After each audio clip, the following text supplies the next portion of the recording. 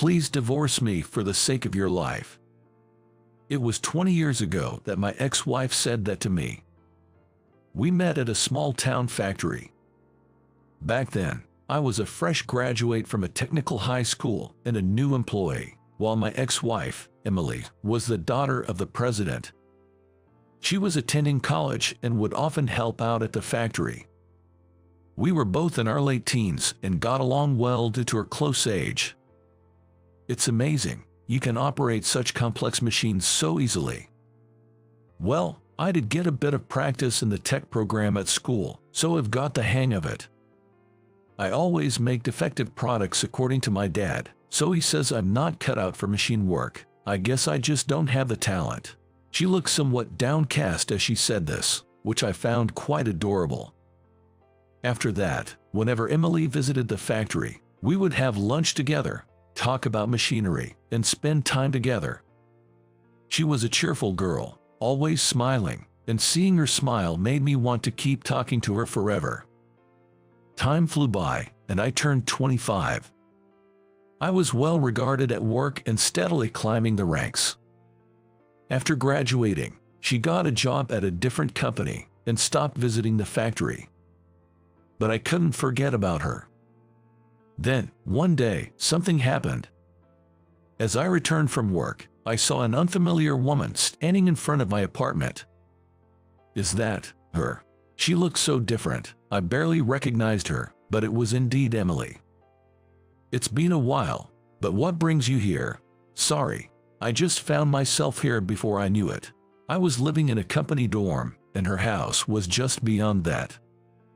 I remembered we often used to walk home together. Is something wrong? Let's not stand here, let's go to the cafe across the street. Okay. We sat down and ordered 2 coffees. Her hands were red from the cold as she warmed them on the cup, then took a sip of coffee before slowly starting to talk. My parents suddenly suggested a matchmaking. I said I didn't want to get married yet, that I wanted to work, but my dad just yelled at me. He said I should marry soon and start a family, that it gets harder as you get older, and he wouldn't listen. Why did you come to me? I thought, you might be able to do something. It was a crazy story. Not to toot my own horn, but I think I'm a trusted employee, even by the president. But when it comes to fixing family squabbles, I'm at a loss for ideas. How about just getting together with me? I said it as a joke. She blinked and then said, "That sounds good." Her smile was carefree. "That's right, I'll become your wife." That was just a joke. I'm not joking. Her cheeks puffed up adorably. She seemed more mature over the years, but inside, she hadn't changed at all. Thinking this, I smiled at her. "What's so funny?" "Nothing. I just thought you've become more beautiful, but you're still you." "What does that mean?" She looked somewhat shy, which I found quite cute. Meeting her again after so long, I was sure she was the one for me. We moved quickly after that. She sorted out her belongings from the apartment she rented, and I looked for a house for us to live in. Then I informed President Carter about it. It was like an official announcement of our relationship. For me, it was also like a confession with my future life at stake. I'd like to date your daughter with marriage in mind. I want to live together with her. President Carter was surprised, but his wife, who handled the accounting at the factory, said, "You're serious and trustworthy. I feel safe entrusting our precious daughter to you. We always see how hard you work." She gave her full approval of our relationship. Even though it was a small factory, she was the president's daughter. It took courage and determination to express my desire to date her with the intention of marriage. After hearing the President Carter's wife's words, I was deeply relieved after several sleepless nights of anxiety. Following that conversation, I worked even harder. I wanted to live up to the trust her parents had shown in me by working even more energetically than before. I revised the factory operations and successfully increased production efficiency. Sales increased day by day, and the company's performance visibly improved. Eventually, we get married and officially became husband and wife. A year later, we had a daughter, and our family grew. Later, I was recognized for my performance and became the factory manager. The company grew larger, thanks in part to the booming economy. I thought this happiness would last forever. But life doesn't always go as planned. One day, my wife collapsed and was rushed to the hospital in an ambulance. It was uterine cancer. She had to be hospitalized and underwent surgery. That was the start of a chain of misfortunes. Affected by the bankruptcy of a major overseas company, the economy started to falter. At the factory, where we had been working overtime every day, we suddenly had nothing to produce, and there were days when we couldn't even get paid. "We're done for. I'm sorry, but I think we need to close down the company." "No way. President Carter, you're kidding, right? I'm sorry, but there's nothing more I can do with my own power. We couldn't fight the tide of the world." But at a time like this, I thought we should support each other as a family. That's when, out of the blue, my wife said to me, "Please, let's get a divorce. I want you to start a new life." "What are you talking about all of a sudden? I can't just leave you and our daughter, especially now. We should be uniting as a family to get through these tough times." She shook her head. "I actually had someone I loved, but I couldn't marry him, so I chose you. I haven't forgotten about him even now." "What are you saying?" Her words left me stunned. And then she continued, "After breaking up with him and starting to date you, I soon realized I was pregnant. That child might not be yours." Back then, DNA testing wasn't common. There was no way to know whose child it was. I looked at our daughter. She was reading a picture book while hugging a stuffed animal, overflowing with cuteness. "Daddy, what's wrong?" "Nothing. I'm sorry. Silly daddy."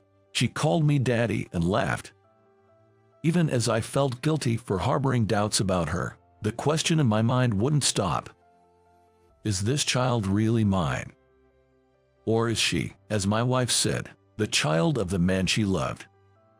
Can I continue to love this child as I do now?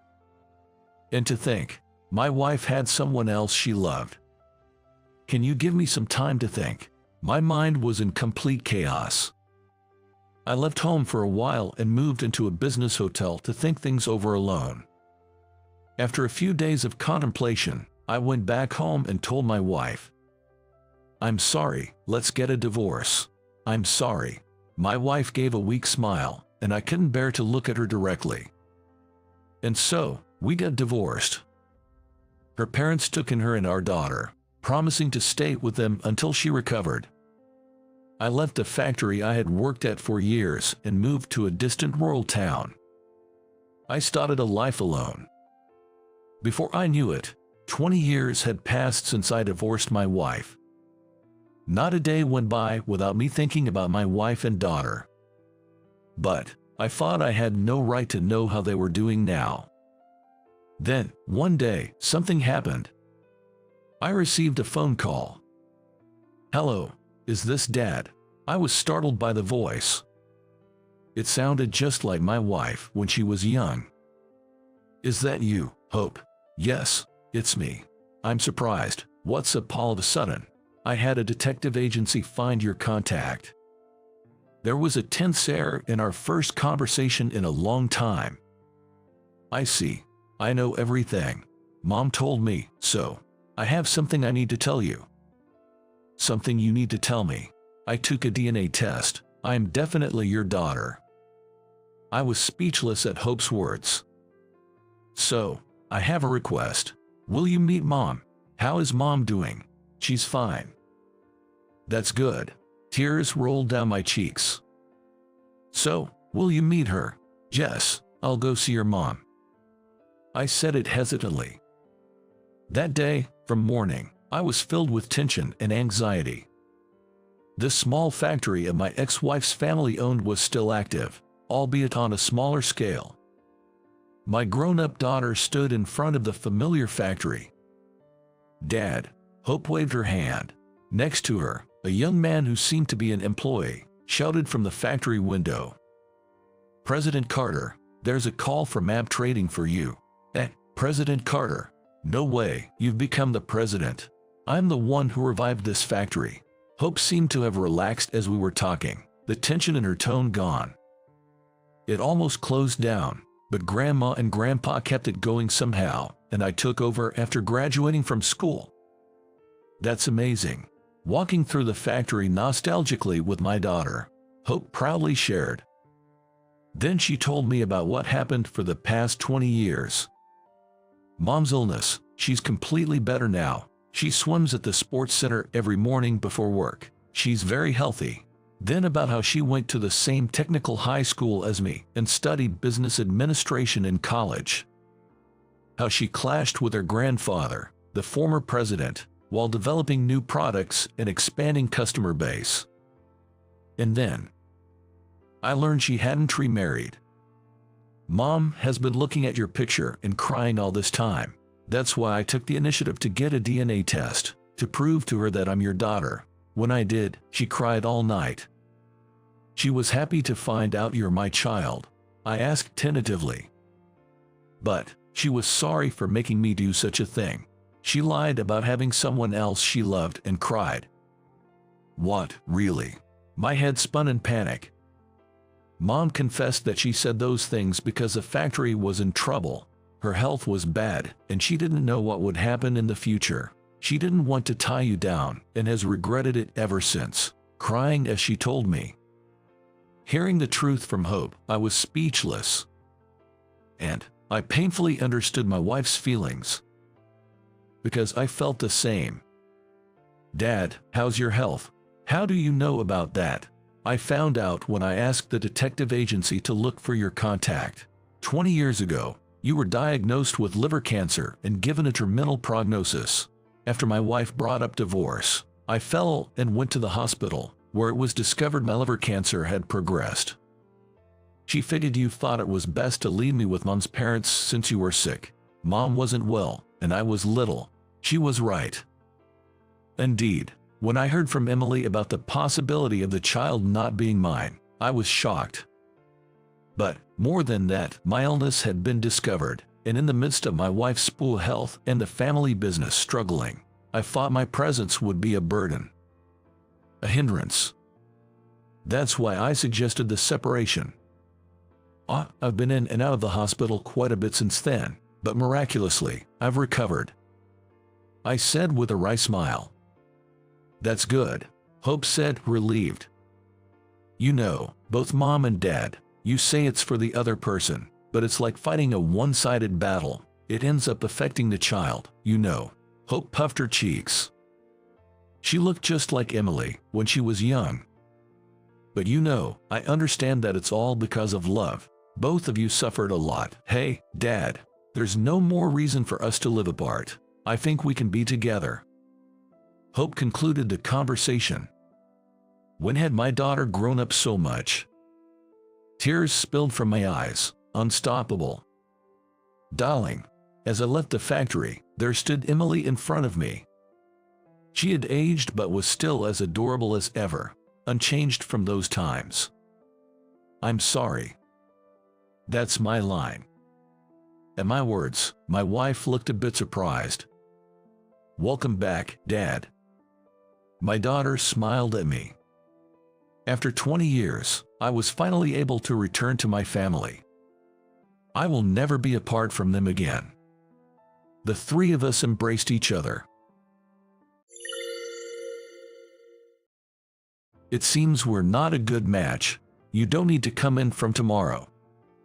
I had reached my limit too. I couldn't keep up with a boss like her. I responded right then and there. "Understood. I'll resign today. Thank you for everything, even though it was a short time." With that, I decided to leave the job I loved so much. As I was going for my busy days, a new secretary came to tell me I had a visitor. Wondering who it was, I headed to the reception room and saw Mrs. Johnson, the president, there. "John, as you can see, would you come back to our company?" As soon as she saw me, Mrs. Johnson said hi politely.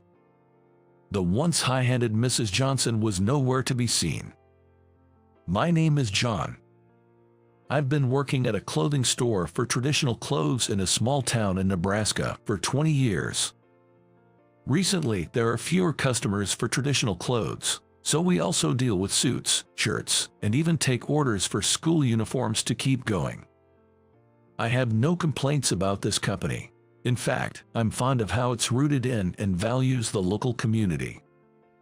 Dark clouds loomed over the company when the former president, who had been running the company, fell. He had started the store when he was young, but his health had been declining recently, and he eventually couldn't even make it to the store. Then, his granddaughter, with no experience in this line of work, Mrs. Johnson Emily, took over as president. Although she was briefed on the takeover, her way of dealing with people was just awful. I was particularly targeted by Mrs. Johnson. "John, how's sales going recently? I'd like you to close some new deals soon." Mrs. Johnson asked me in a displeased tone. "Yes, I've been making new rounds, but there are hardly any individual customers willing to order traditional clothes." It may sound like an excuse, but the declining interest in traditional clothes year by year is a fact. The diminishing prospects of our traditional clothing store were also a reality. However, Mrs. Johnson relentlessly blamed me. "I don't want to hear such excuses. It's not that we can't get contracts. We just haven't tried enough. You need to do more than just visit our regular customers. You need to cultivate new ones." With that, Mrs. Johnson let out an exaggerated sigh. "Don't think you can stay here forever. Increase your time outside. Don't come back until you get a contract." Mrs. Johnson stood up, grabbing her designer bag. A fancy bag and a well-tailored suit. Mrs. Johnson, being the face of the company, her going to spas and saunas during work hours was losing her the employees' trust. Taking a break, "I have a meeting this afternoon about the uniforms we supply, so I need you to be back by 3. Before I could finish, Mrs. Johnson slammed her bag on the desk with a loud noise. A break? Listen here. A president doesn't have breaks. I don't want to be lumped together with irregular employees. You never know where a good opportunity might come up, and I think it's important to show face actively. I wish you'd think a bit before you speak."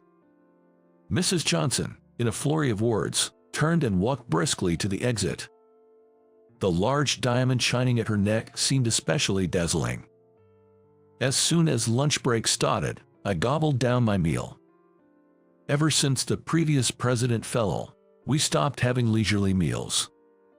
When Mrs. Johnson took over, she became overly focused on performance and sales numbers, adopting a policy of not tolerating maintenance or regression. There were even days she said, "If you have time for a lunch break, go make sales." We used to order takeout and chat about trivial things, but not anymore.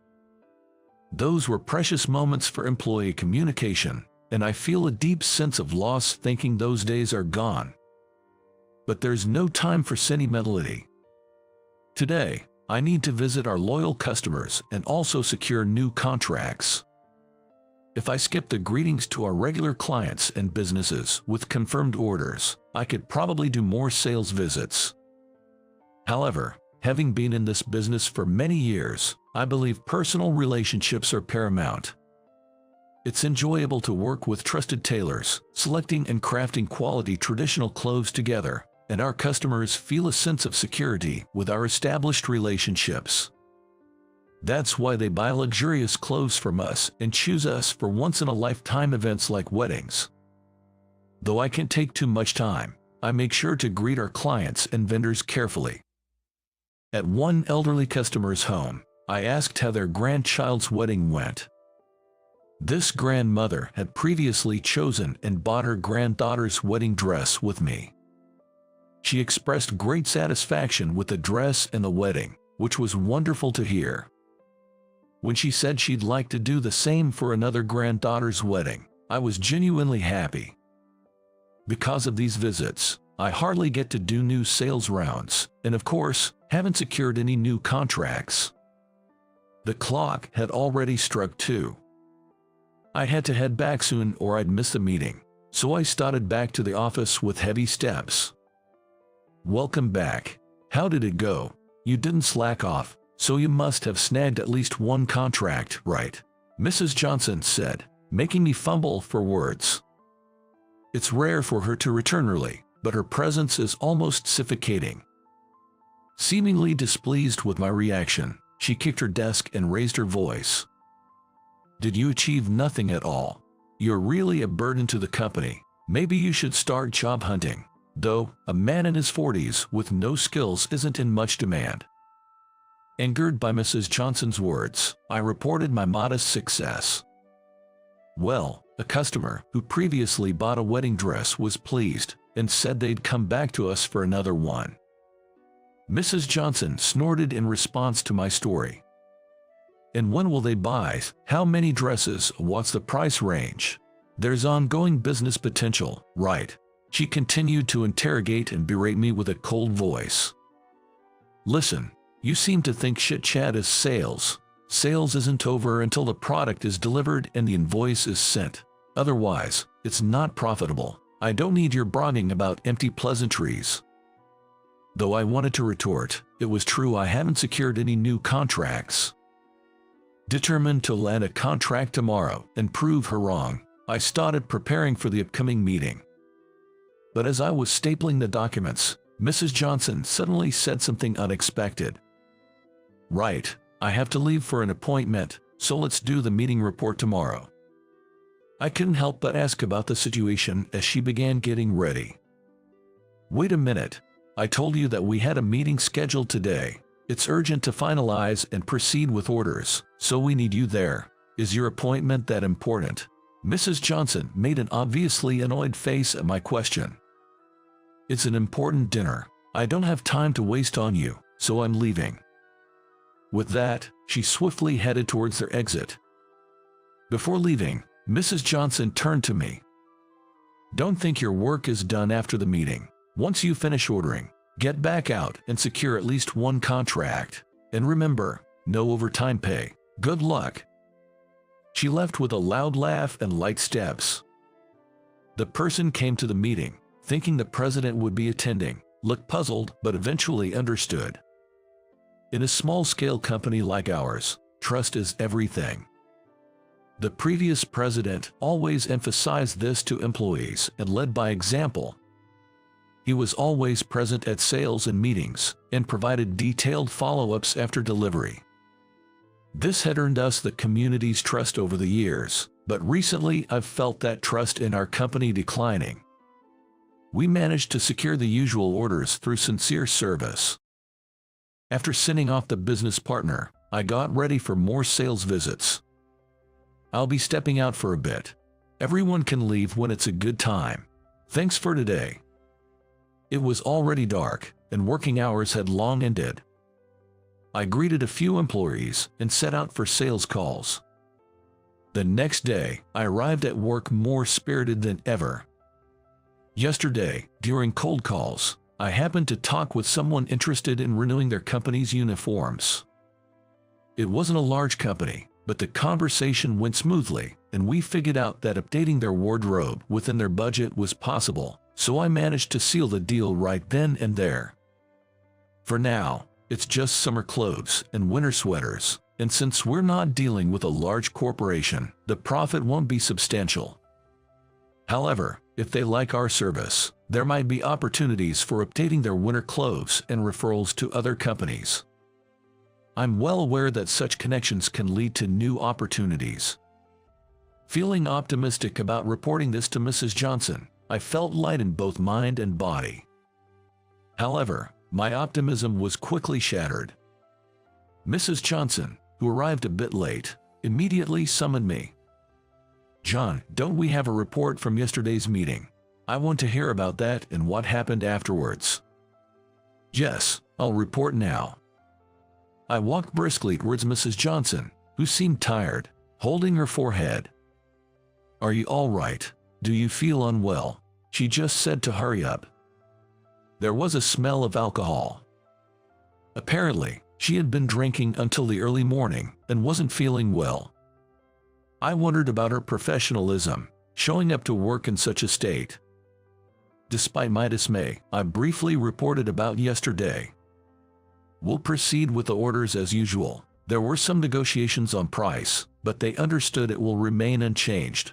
Also, hold on. Did they ask for a discount? You did push back, saying we want to increase the price, right? Mrs. Johnson glared at me with bloodshot eyes.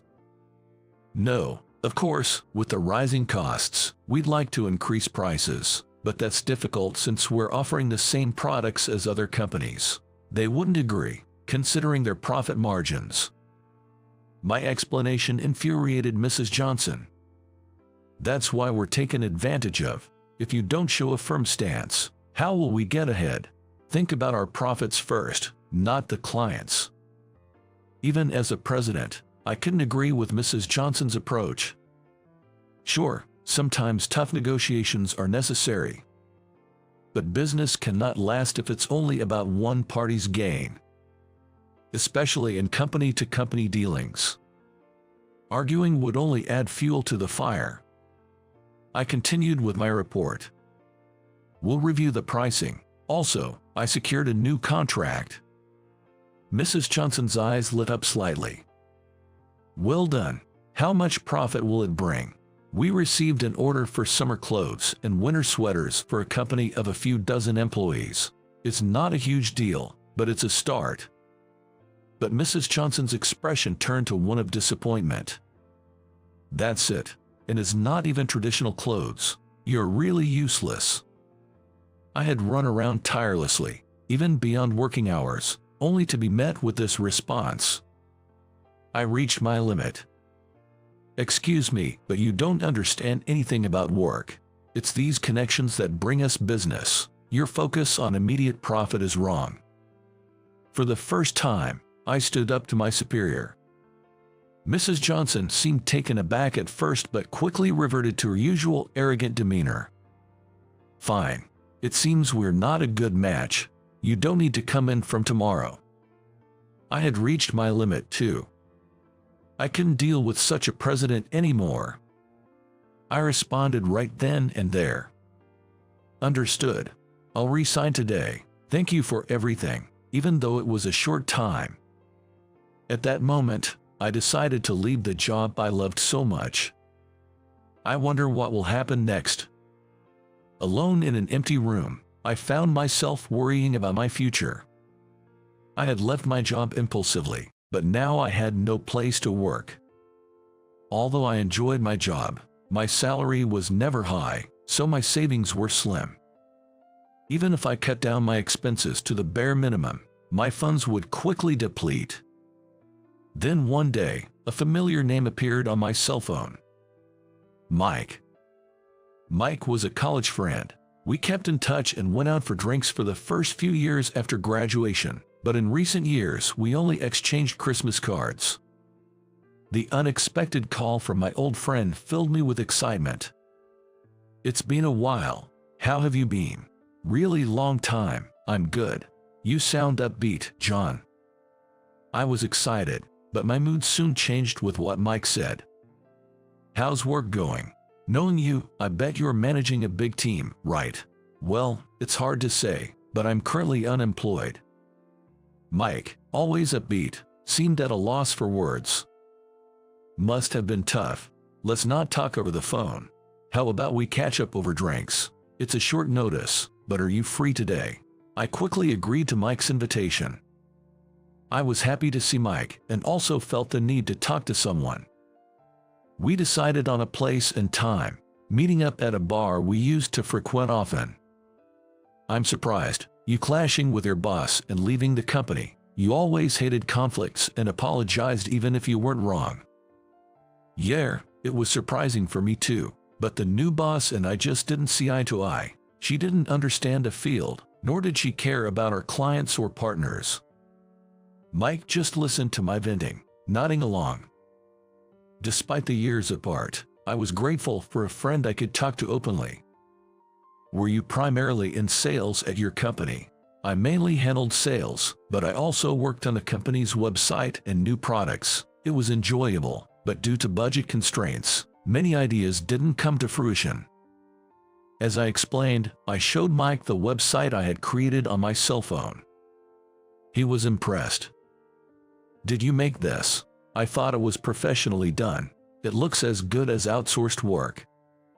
The former boss wanted a website that would attract the younger crowd, so I learned everything I could. Traditional clothes are great, but the industry is in decline. We had to shift our perspective, but there were limits given our company's size. Mike leaned in as I talked. "What were your ideas? Tell me everything." Feeling overwhelmed by his interest, I shared my thoughts and unimplemented plans. Regular use of traditional clothes is declining, but there's a rise in special occasions and moments for social media. Plus, considering inbound tourism, focusing on special days rather than everyday use is the way forward. I spoke passionately. Also, I wanted to create more than just clothes, like delivering high-quality leather goods at a slightly lower price than luxury brands. It would make quality products more accessible and profitable. Mike listened, pondering deeply. "Did you hold back because of the initial investment or lack of funds?" That, and the current boss shot down my ideas. She said a traditional clothing store doesn't need to venture into new areas. I could see Mrs. Johnson's point. I too wanted to preserve the traditional aspects of the store as the former boss cherished. But it's tough against the industry's declining trend. I wanted to bring new life to the company, but it wasn't accepted. Mike drained his beer and then made an offer.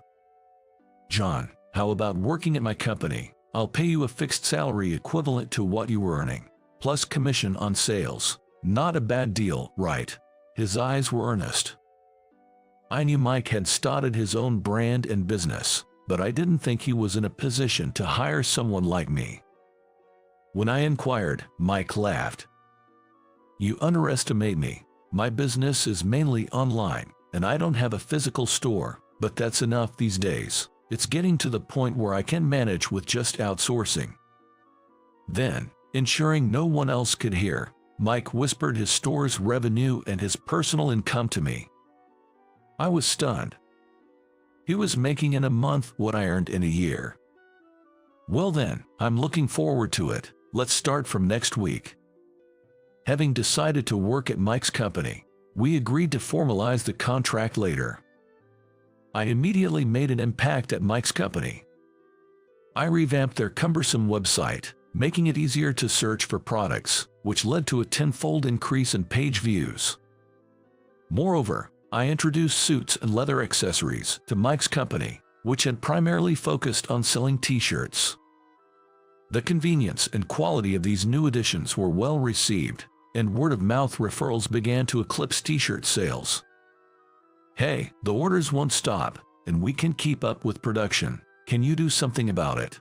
Offering good products at affordable prices, plus the brand trust Mike has built up over the years, it's great. I'm really happy to finally do what I couldn't before due to budget constraints. While we were having this conversation, purchase notifications kept popping up on the tablet. Production was almost at its limit, but Mike was scratching the back of his head with a pleased look. "Your previous company really let go of a great talent. It was just a matter of good timing and environment. Anyone could have done what I did." Suddenly, my cell phone rang. Looking at the display, I saw Mrs. Johnson's name. Wondering what she wanted, I anxiously answered the call. "Hello, John. It's a disaster. Can you come back? Can you come back right now? You can, right?" Mrs. Johnson sounded more panicked than ever, so I decided to listen to her. "What's the matter? Ever since you left, our regular customers say they'll go elsewhere. Our other partners want someone they can communicate with, like you. We can't update the website, and there are constant problems. Can you come back and sort things out?" Though I was no longer an employee of her company, I still responded politely. "I see. I don't think it's appropriate for me to directly deal with clients, so I'll decline that. But as for the website and system, I'll fix them on my next day off. I didn't hand those over properly, so that's on me. I thought I was compromising, but Mrs. Johnson seemed unsatisfied. What are you talking about? Come back right now. You owe the company after all the help you received. What have you been doing all this time? Are you saying you want to rehire me? I could hear her clicking her tongue on the other end of the line. Don't act all high and mighty. You must be struggling to make ends meet. I can pay you the same salary as before, so don't worry about that. Mike overheard Mrs. Johnson's words and burst out laughing. He gestured for me to say something. Do you know my current salary? I probably earned in a month what you make in a year. My salary at Mike's company would likely exceed my former company's annual revenue in just a few months. Although I had fond memories of my old job, I am enjoying my current work and didn't want to return to work under such a boss. I politely said goodbye to Mrs. Johnson and hung up. Mike's company was so busy with my arrival that we had to partner with external companies and recruit new staff, quickly expanding our operations. Seeing the products I developed being appreciated and shared on social media, I knew joining this company was the right decision. While I was caught up in these busy days, a new secretary informed me of a visitor. Curious, I headed to the reception room, where I found Mrs. Johnson. John, please come back to our company. As soon as she saw me, Mrs. Johnson said hi politely.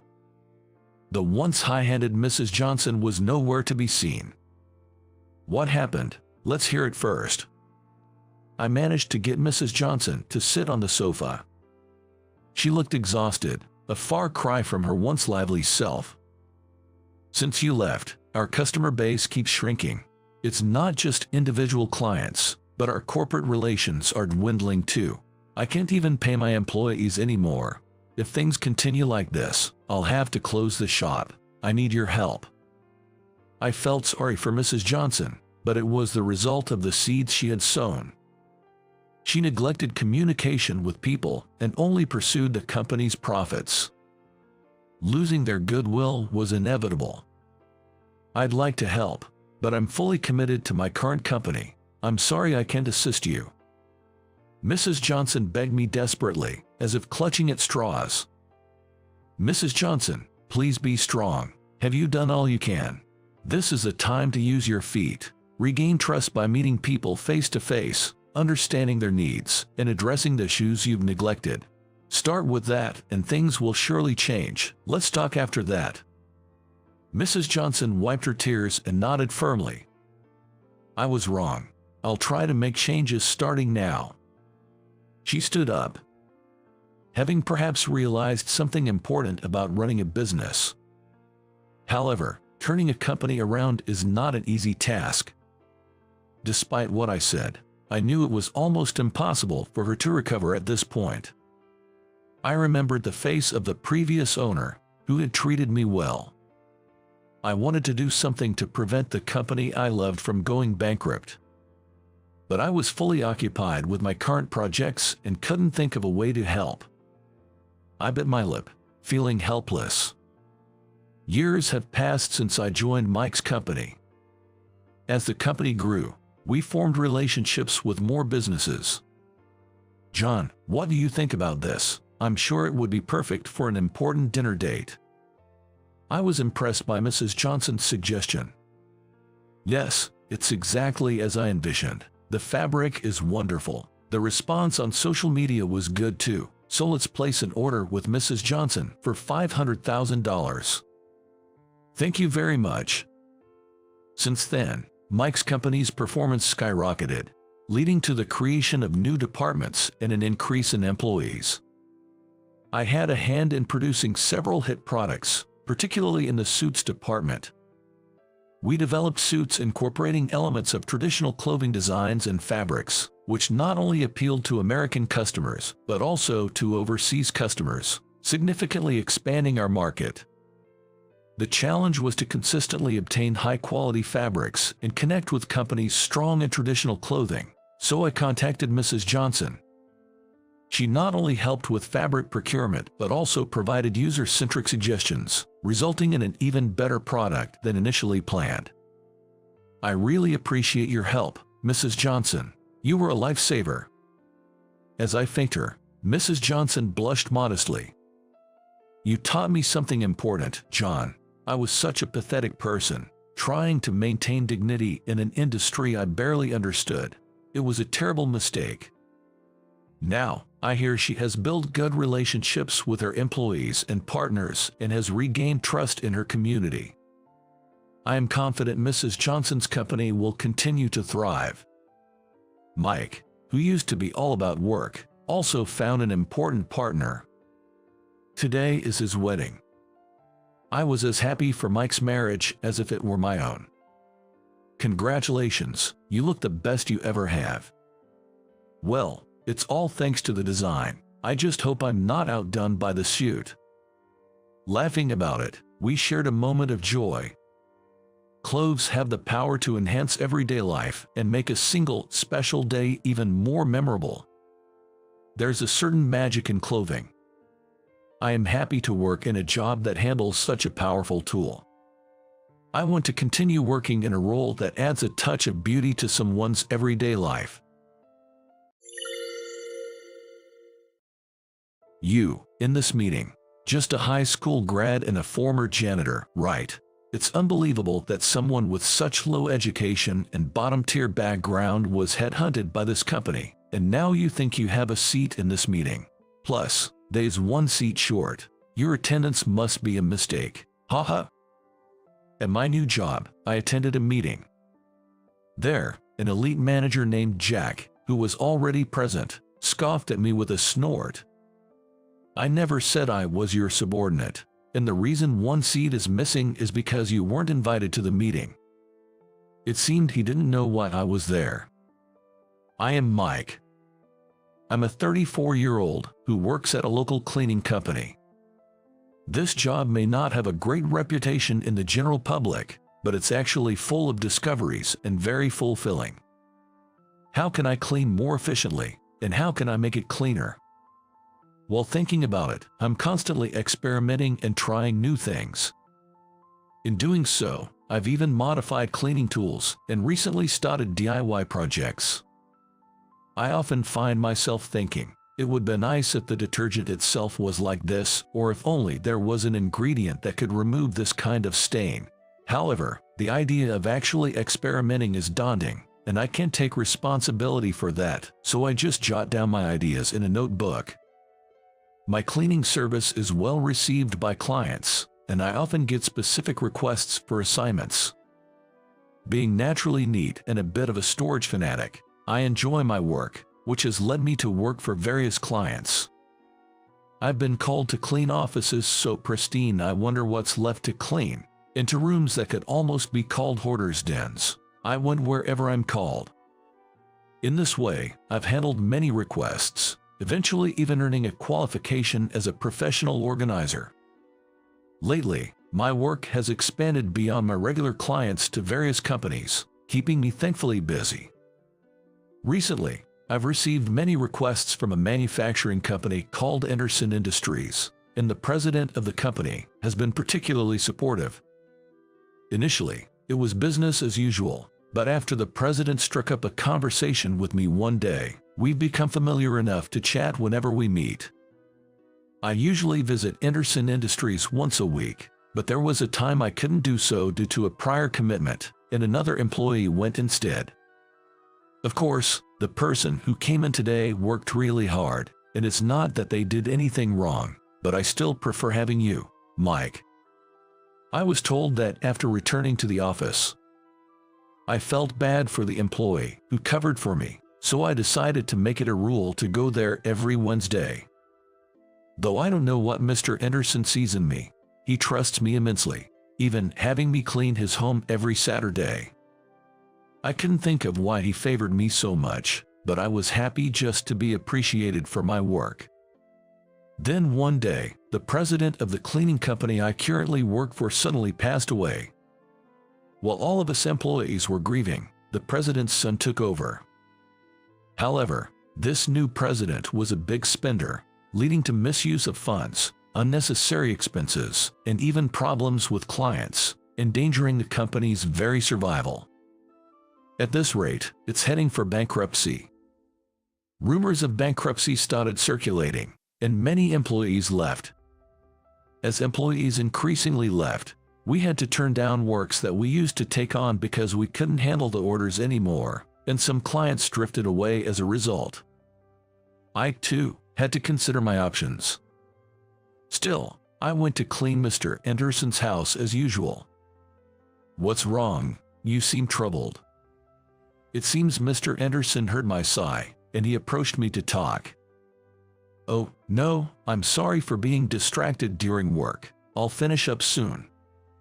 "No, it's okay. I've always been grateful for your work, Mike. If you have a problem, feel free to talk about it. Maybe I can help." Mr. Anderson forcibly took my cleaning tools and made me sit in a chair in his office. Mr. Anderson himself prepared some coffee for me, and I took a sip. "So, it's unlike you to sigh like that. What's going on?" "Well, actually," prompted by him, I opened up about the current situation at my company and my concerns about the future. I thought Mr. Anderson would be troubled by such a consultation. Yet, once I started talking, I couldn't stop, and before I knew it, I kept talking and spilled out everything. However, Mr. Anderson just listened, nodding. "So, that's how it is. Thank you for continuing to come to my house despite such difficulties." He said this with a smile after I finished telling everything. "No, I'm grateful to you, Mr. Anderson, for always requesting me. I'll come no matter how busy I am." "That's good to hear. I've never seen anyone do cleaning work as happily as you, Mike, but at this rate, you might not be able to come to my house anymore." "You're right. If things continue this way, the company might indeed be in trouble. I guess I really need to consider switching to another cleaning company." As I was thinking this, Mr. Anderson suddenly made a proposal. "If it's okay with you, Mike." "Yes. How about working for us? That was my first experience of being headhunted." "I beg your pardon. Honestly, there's nothing I can do about your current company, but I'd hate to lose you." "Oh, if you switched to another company, it's not guaranteed you'd still come to us." "That's true. So, it seems faster to hire you directly." Mr. Anderson smiled warmly.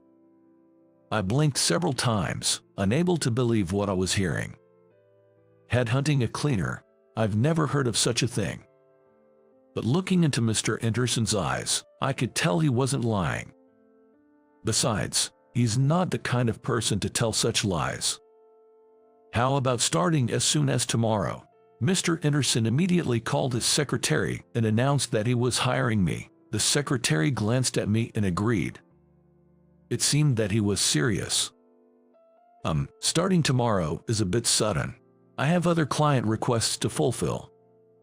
"Haha, I guess I was too hasty. Sorry for rushing you." "No, it's fine. But I would prefer you start as soon as possible. Could you talk to your boss as soon as you get back today? Once things are settled, please contact me right away." He handed me a business card with his phone number written on it. "Are you really going to hire me? Of course, you know how much I value you. I want you to continue your work here." "Thank you." And so, my job switch was settled surprisingly smoothly. 2 weeks have passed after being headhunted by Mr. Anderson. I officially resigned from the cleaning company and joined Anderson Industries. Today is my first day at work. Feeling a bit nervous, I adjusted my collar, checking for dust and stains on the suit I was wearing. This suit was actually a hand-me-down from Mr. Anderson. Since I had joined a cleaning company immediately after high school graduation, I never had the occasion to wear a suit and only owned a recruitment suit. I was thinking that being 30 plus, wearing the recruitment suit is probably not a good idea. You probably haven't had many occasions to wear a suit before. Mr. Anderson said so. Grateful for the kindness of others, I patted my cheeks a few times to psych myself up. After entering the building, I asked the receptionist to inform Mr. Anderson of my arrival, and first went to greet him. "Oh, Mike, you're here. Good morning. I look forward to working with you." "Yes, I'm looking forward to it too. I have high expectations for you."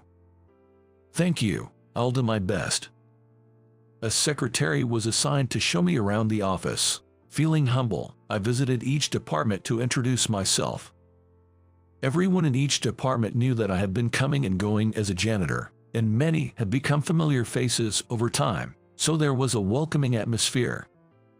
Finally, I headed to my new department, the product planning department, and introduced myself to everyone. "Starting today, I'll be working with you. My name is Mike. Nice to meet you."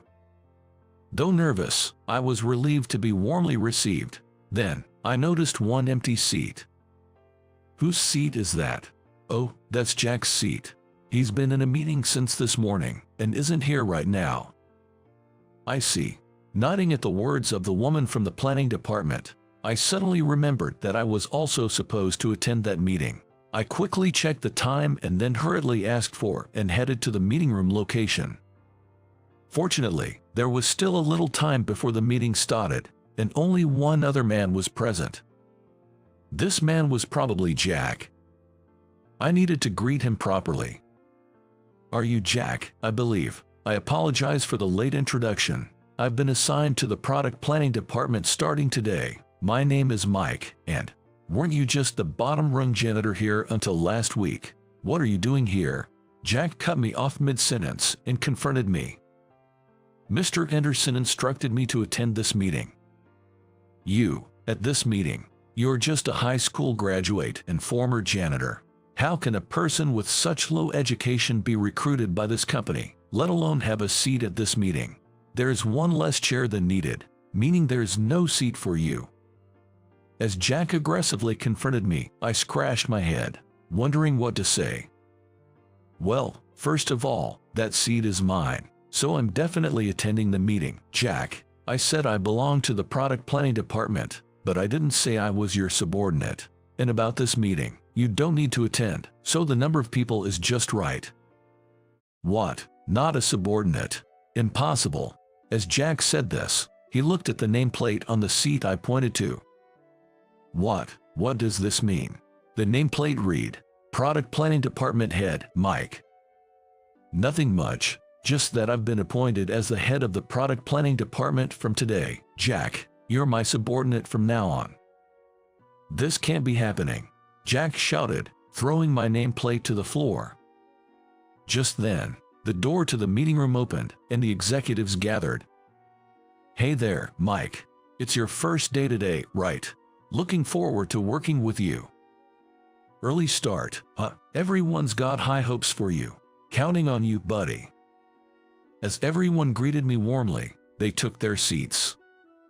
Although Jack was breathing heavily with anger, the scene in front of him seemed so unbelievable that his expression gradually turned into one of utter confusion. In the midst of this, someone kindly picked up my name tag that was dropped on the floor. "Mr. Anderson, good day to you." It was Mr. Anderson. "Mike, any trouble here?" As he returned my name tag to my desk, he looked curiously between us. "No, nothing at all." "Is that so? By the way, why is Jack here?" Well, the workday should have started by now. We have a meeting soon, so you should head back to your department quickly." At Mr. Anderson's words, Jack grumbled something under his breath and left the meeting room, looking unsatisfied. "All right, everyone.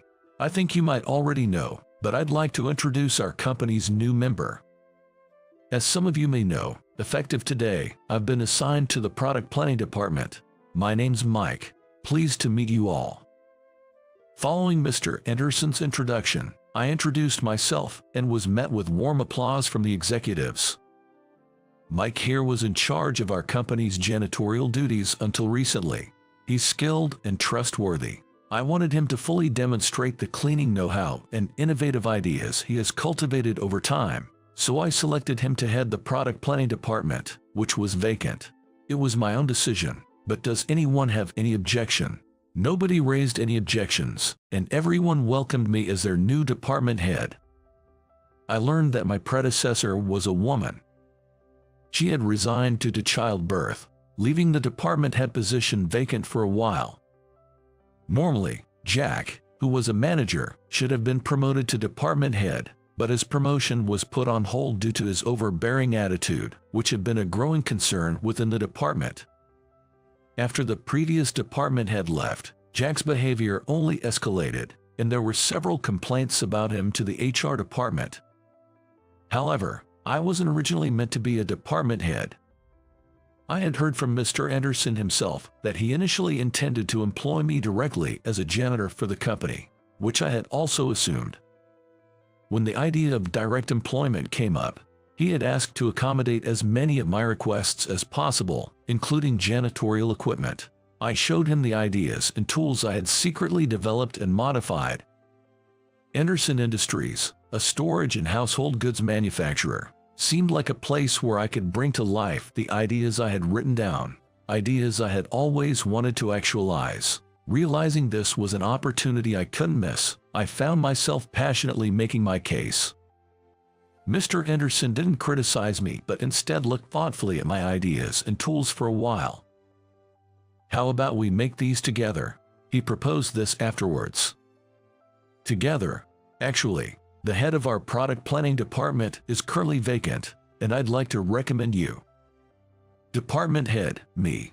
Jess, we've been wanting to expand our cleaning supplies, but we haven't had any great ideas. After hearing your pitch, I thought your ideas seemed practical and something I'd want to use. Mike, you plan it and we'll make it. Yes, I think you'd be suitable. What do you think? I'm honored just to be employed, let alone in such a position. It's too much for me. Haha, no need to take it so seriously. Even as a department head, you'll be planning with everyone in the department. I think you're up to the task, Mike. Plus, as the head of the planning department, you'll be the first to try out the prototypes of new cleaning products, won't you? New prototypes, of my own design, and being the first to test them. That was exactly what I wanted, and so I found myself nodding in agreement. Thus, as the new head of product planning, I attended my first meeting and seized the moment to share all my ideas for cleaning tools.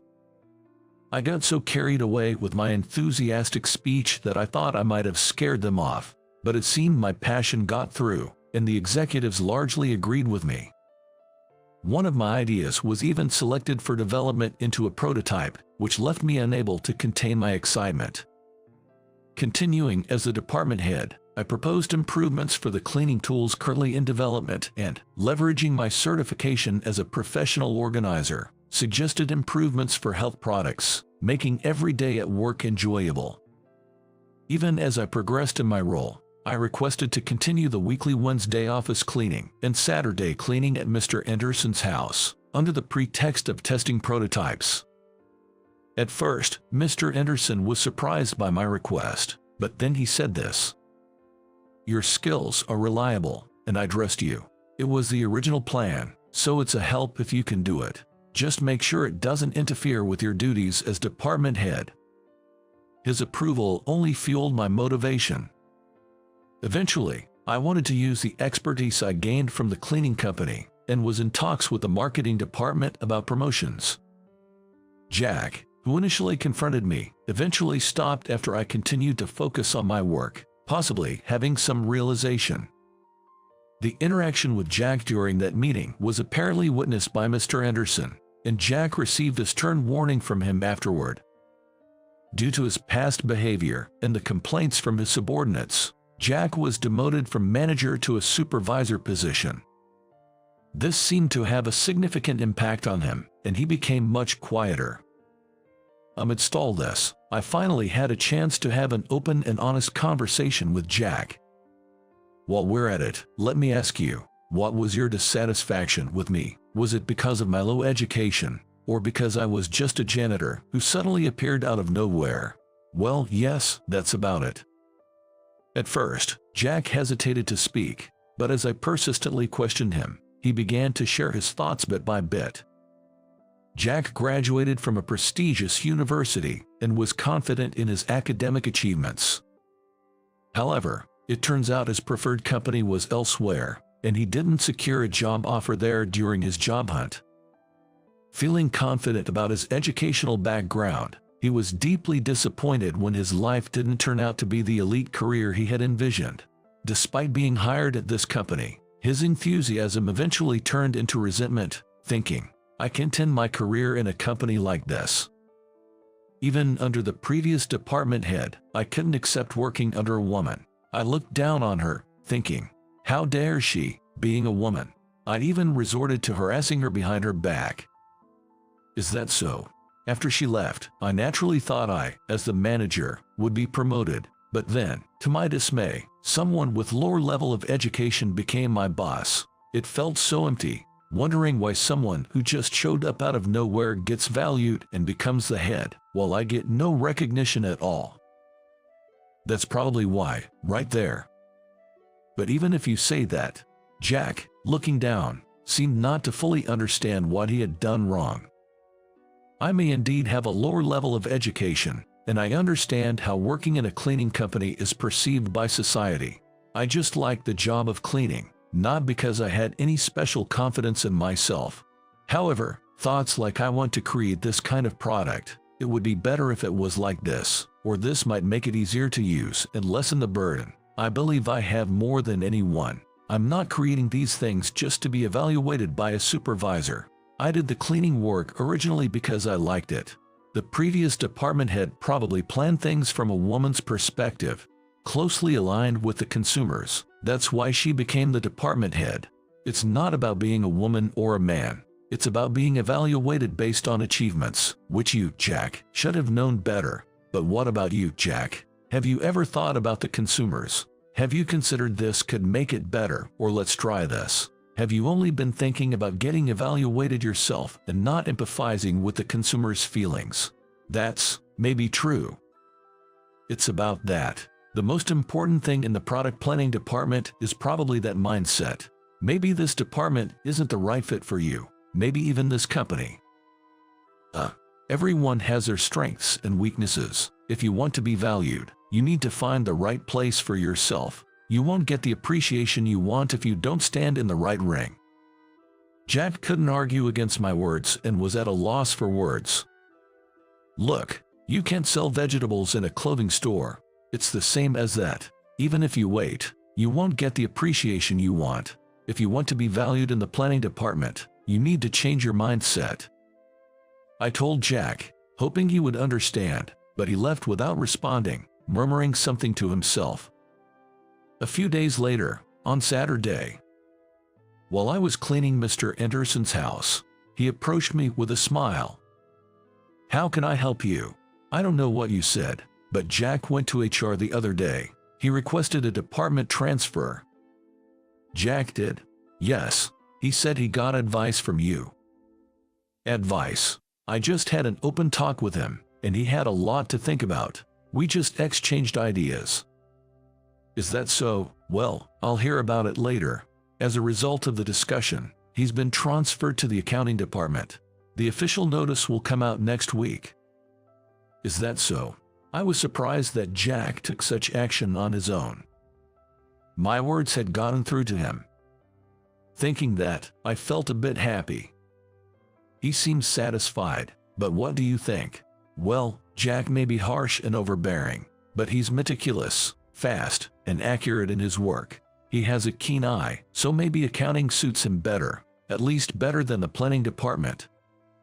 I couldn't help but laugh. I agree. Mr. Anderson laughed too. Just as Mr. Anderson said, an official notice was issued, and Jack was transferred. True to his nature, Jack's meticulous and anxious personality came to life in his new role. Some from other departments even complained that the accounting reviews had become somewhat stricter and more challenging. However, he seemed to be enjoying his work, exhibiting his skills. He was seemingly quite valued in the accounting department. He hadn't completely lost his overbearing nature, but it appeared he no longer got unreasonably angry or made sarcastic remarks. It was a relief to see that accounting, not the planning department, was a better fit for him. Finding the field that suits you is important, isn't it? Yes, it is. You seem to fit perfectly in your current role, and as the one who promoted you, I'm very proud. I'm just working hard, that's all. That's what makes it impressive. Well, I'm counting on you in the future, Mike. Yes, of course. I nodded to Mr. Anderson and then returned to the planning department. Okay, everyone, move to the conference room. The planning meeting starts in 5 minutes. I want to continue coming up with plans that will be helpful to someone through this company. I felt strongly about that. I got married to my college girlfriend when I was 30. Working in the planning department at the headquarters of a luxury confectionery manufacturer, I had a decent income, and my wife became a homemaker after our marriage. We were living a comfortable life, and our relationship was good. I thought we would continue to have happy days like these. But life doesn't always go so smoothly. 5 years into our marriage, I was suddenly transferred from the planning department to sales at a store. I was unfairly blamed for a mistake due to my boss's selfish jealousy. I think I was good at my job. Clients would say, "Your plans are always a step ahead, aren't they?"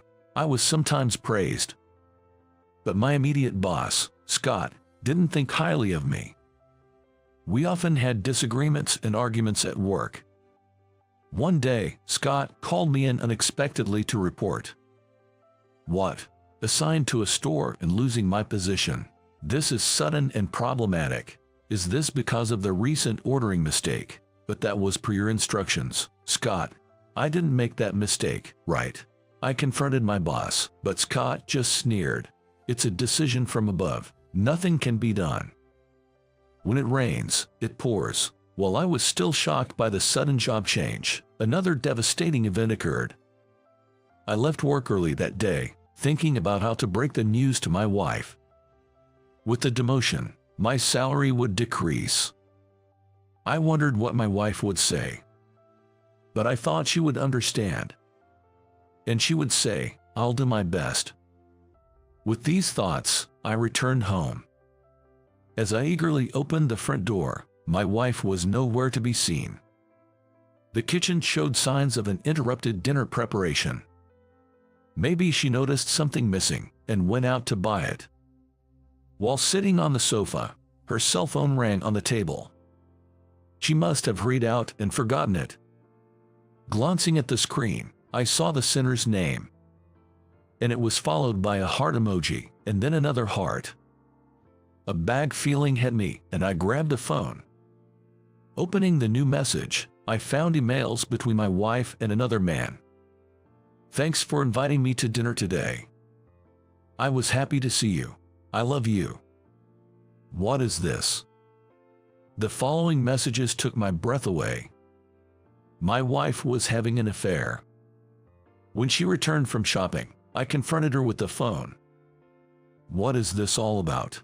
Her face turned pale, and she broke down crying. And that's how I ended up divorcing my wife. Her affair was with an ex-boyfriend, whom she reconnected with by chance at a shopping center.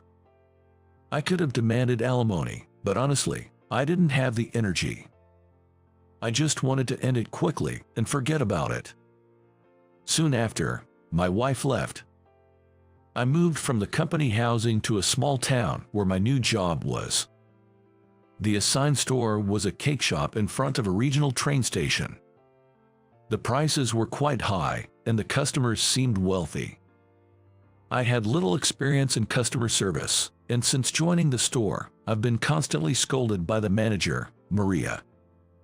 Maria was a tough woman, just as she appeared. She seemed irritated by my incompetence, treating me differently than other employees. There were 3 part-time employees at the store, all women and mothers. The gossip-loving women were whispering about why I had suddenly come from the headquarters. I felt isolated, unable to blend in with Maria or the part-time ladies. I thought about quitting, but in these times, finding another job isn't easy. So, I decided to rack up some achievements quickly and make my way back to the headquarters. However, despite my determination, things didn't go smoothly. I made mistakes like giving the wrong change and ringing up sales incorrectly almost daily. Maria looked at me with disappointment. As a full-time employee, you should be more competent. We're already struggling with fewer customers, and it's gotten worse since you arrived. The part-timers chuckled at me daily. I knew all my mistakes were my fault. I was even surprised by my own poor memory after turning 50. It's embarrassing. I used to handle my work so well at the headquarters. And that was my everyday life. One day, the weather was bad, with a light rain, and perhaps because of that, the store was quiet until closing time. When I went outside to bring in the storefront sign, I saw a young girl, about kindergarten age, standing in front. She was peering into the cake showcase. Wondering what was going on, I rushed over to her. "It's starting to rain. Why don't you come inside the store for a bit?" The girl nodded silently. I quickly grabbed a towel from the back and wiped her wet hair and asked, "Did you come to buy a cake today?" When I asked, she nodded and sadly said, "Yes. I wanted to buy a cake for my mom, but I only have 50 cents. I couldn't find any cake for that price anywhere."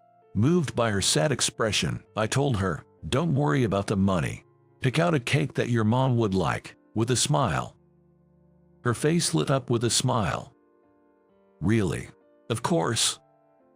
Yay, Mom loves cute cakes, so I'll choose this one." She picked out a small but beautifully decorated fruit cake. I wrapped a box in pretty paper and handed it to her. The girl took the box of cake with great care, said thank you and left with a satisfied look on her face. When I opened the door, the rain had already stopped. It was just leftover cake that wouldn't sell the next day. Better given away than wasted, I thought, as I watched her leave. Then Maria, who was on break in the back, came out. I heard a child's voice. "What happened?" I explained the situation. Maria glared and scolded. "Why didn't you consult me first? Don't do things on your own." Since that day, Maria became even harsher with me, burdening me with menial tasks and reducing my time at the front. The part-timers continued to snicker at me. It was humiliating. I thought I'd rather be unemployed than continue this job. Just when I was contemplating quitting, I stumbled upon an article in a cake magazine. It featured a cake from our store. Reading carefully, it said, "My daughter was treated so kindly by a male employee at this cake shop. I was touched by his kindness, and the cake was delicious." Looking at the author's profile, they were a popular online cook, known for cute desserts and elaborate dishes, popular among women. I didn't know much about them, but the next day at the store, a part-time lady excitedly said, "This is about you, isn't it?" after seeing the magazine. That day, our cake sales skyrocketed, and even Maria seemed pleased. "This might be thanks to you," she said. Despite thinking it was a blatant turnaround, I was genuinely happy that the cakes sold well. Then, a few days later, that little girl and her mother visited the store. "My name is Elizabeth. Thank you for being so kind to Lily the other day," Elizabeth said. She bowed politely. She was even more beautiful in person than in the photos from the magazine, which made me nervous. Lily, alongside Elizabeth, also bowed and said, "Thank you." The employees, including Maria, who came to stand next to me, sparkled at Elizabeth's arrival. "Thank you for featuring our store in the magazine," Maria said to her. Elizabeth then replied, "Thank you. Last time, I only had 50 cents for a cake, right? I feel bad, so let me pay properly." She took out her wallet. "That's all right. Your feature helped increase our sales significantly. We should be thanking you." Maria laughed and answered. Elizabeth and Lily began visiting the store frequently, and I slowly started having conversations with Elizabeth. I found myself being drawn to her. But she was married. I forcefully suppressed those feelings. One day, Lily came to the store and invited me. Come to Mom's cooking class. You can cook with us. Elizabeth was hosting a cooking class. Hesitating, Elizabeth, listening nearby, looked at me with pleading eyes and said, "Please come." Her expression made my heart skip a beat, and I blurted out, "I'd love to." I wasn't much into cooking, but I was excited to see Elizabeth and started attending regularly. Gradually, I got better at cooking and found joy in creating delicious dishes. Every time I finished cooking and ate with relish, Elizabeth would smile at me warmly. After about 6 months of these days, Elizabeth suddenly invited me out for coffee. I thought it would be a cafe or something, but it turned out to be a trendy high-end restaurant popular online. "I'm sorry for calling you out so suddenly," Elizabeth said with an apologetic look. "No problem. I'm just a single guy with time on my hands," I replied with a laugh. Elizabeth looked surprised. "Really? I thought someone as wonderful as you would be married by now." Her question made me boldly ask in return. Elizabeth, you have a husband, right?" "No, not anymore. I'm divorced. It happened 6 months ago," she replied with a smile. I felt a bit happy hearing that, which made me feel pathetic. Elizabeth's expression then turned sad as she spoke about her divorce. "It's embarrassing, but my husband cheated on me with one of my friends. I trusted her, so it was a huge shock. Her ex-husband seemed unremorseful, paid her alimony, and left triumphantly." She shared how Lily, wanting to cheer her up, decided to buy a cake from our shop. At a time when Elizabeth was losing faith in people, hearing about the kindness at the cake shop made her want to meet me. "I see. Actually, I also got divorced because of my ex-wife's affair. The day I found out was the same day I got demoted at work. I thought it was the worst day of my life," I shared, smiling wryly. "Well, what a coincidence." Elizabeth seemed surprised by my story. Then she continued, "I wanted to talk about that today, but there's something more important." She looked down as she spoke. Before she could continue, I blurted out, "Would you like to start dating, even as friends?" Elizabeth looked up and said shyly, "I'd be happy to, and not just as friends." I confessed my feelings to her. "Then, let's date officially." Elizabeth smiled at me with a childlike, adorable smile and slowly nodded. And so, we became a couple. Now, every day is incredibly joyful. I've gotten completely used to the job at the store, and ever since Elizabeth introduced me, the number of customers has steadily increased. The store's sales have soared, and after a while, I was reassigned to the headquarters. Returning to the headquarters after a long time, I found out that Scott, who had demoted me, was no longer there. Apparently, he made a big mistake and was fired. Elizabeth was thrilled about my promotion. Recently, Lily has started asking if she can call me Dad. I'm planning to propose to Elizabeth on her birthday next month. Currently, our daily routine is searching for a house to live in together as a family of 3. We've both been through a lot in our past, but that makes us want to create even more happiness in the future. I want to protect them for the rest of my life. That's what I'm thinking.